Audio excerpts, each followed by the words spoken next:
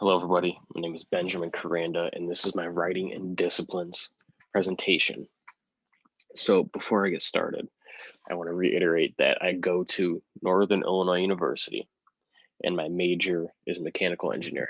And that relates to energy because sustainable energy is an emphasis of mechanical engineering, and it's prevalent to today's world. And my academic journal is titled Energy Science and Engineering. It is published by Wiley. It's been published since 2013. That's pretty new, but being peer reviewed gives it a lot of credibility. And this journal covers many science topics related to energy. Some of those topics include just general energy, fossil fuels, energy storage, nuclear energy, renewable energy, and power engineering, many more. And power engineering, an example of that would be like electrical systems, electronics, power distribution among countries, cities, states, and like power grids as well. And the writing conventions used in this academic journal, almost all the articles have very narrow, detailed, and complex topics. Most of the articles, I have no idea what they're talking about. I can't follow the research. It is so complex. Articles sometimes has a research question. Not, I do not see that often. It's usually an analysis paper or a solution to a problem that engineers and scientists are facing. All articles are supported by research, lots of mathematics and science involved, charts, graphs, pictures, etc. All the articles are in APA formatting. They are all formal and all in third person, and the purpose is usually to inform or simply it's just a solution to a problem. So the paper I am writing I wrote is called Analysis of Solar Power and Energy. And my topics in this paper include why solar is the best option. And for that, I compare solar panels to other renewable energy sources such as wind and hydro. And in my paper, it discusses that solar energy can be used with the widest range of like geographical regions, such as like solar panels can be used anywhere. And wind, it needs to be flat, open land like the Midwest, and it has to be windy. Hydro, there has to be flowing water. Another topic I discussed in this paper is how solar panels work.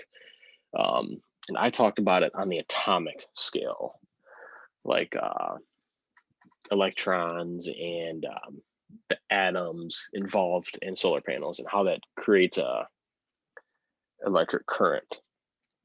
And I also talked about different types of solar panels and options, such as photovoltaic, which is taking solar radiation and turning it into electricity. Solar thermal is another one, which takes solar radiation, turns it into heating for water and just heating in general. And the third type is photovoltaic thermal, which is a mixture of both. And another topic I talked about was energy policies from governments on the global scale, and I talked about the United States. And then my last topic I pretty much talked about was economic relation to amount of emission rather. Here is a illustration about the three different types of solar panels. The top one is a photovoltaic. You can see the arrows are solar radiation hitting a solar panel. The lines here with A, V, this is an electric circuit, and pretty much electric circuits The lines are like wires. They have current going through them, and you can kind of see that there. The middle one is a solar thermal. You can tell the difference between these two is because there's a storage tank, and the solar panel uses that heat to create heated water. The third one's a mixture of both. As you can see, it has the electric circuit and the water storage tank. And this graph is really important for my paper. It is the total greenhouse gas emissions per capita across countries by income level between 1990 and 2012. So this graph pretty much shows usage per year between economic status. So pretty much almost every year, the lower middle income emitted the most greenhouse gases, and then every other year it's followed closely by the lower income level. Some years like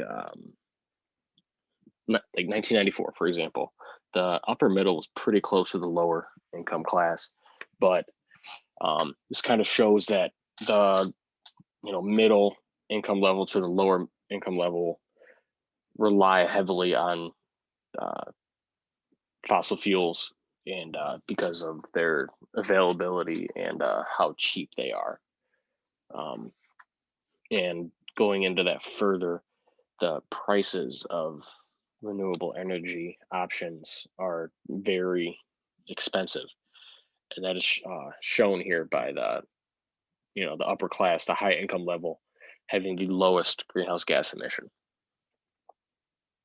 And experience I gained writing this paper, biggest thing I gained here was time management between research and writing the paper. So my topic started off very broad. I had to kind of narrow it down, which is in my paper. You can kind of tell that because I didn't explore wind power and hydropower as much as I explored solar, but that's also a reason because I thought solar was the best option. And I talked about that in my paper. The renewable energy options. I learned a lot about those. There's even a lot more than just the main three: solar, wind, hydro. Like there's biomass fuels and geothermal, which I talk a lot more about in my paper. The social justice for the usage of renewable energy. I just talked about that in this graph. You can kind of just see it with your own eyes how much of a difference income level has with greenhouse gas emission. That's really important. And this paper also helped me come up with discover my passion for sustainable energy. And like my emphasis for my major is robotics and controls.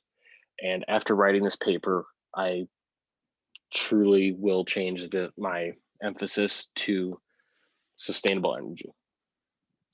And thank you for watching. My name is Ben Koranda.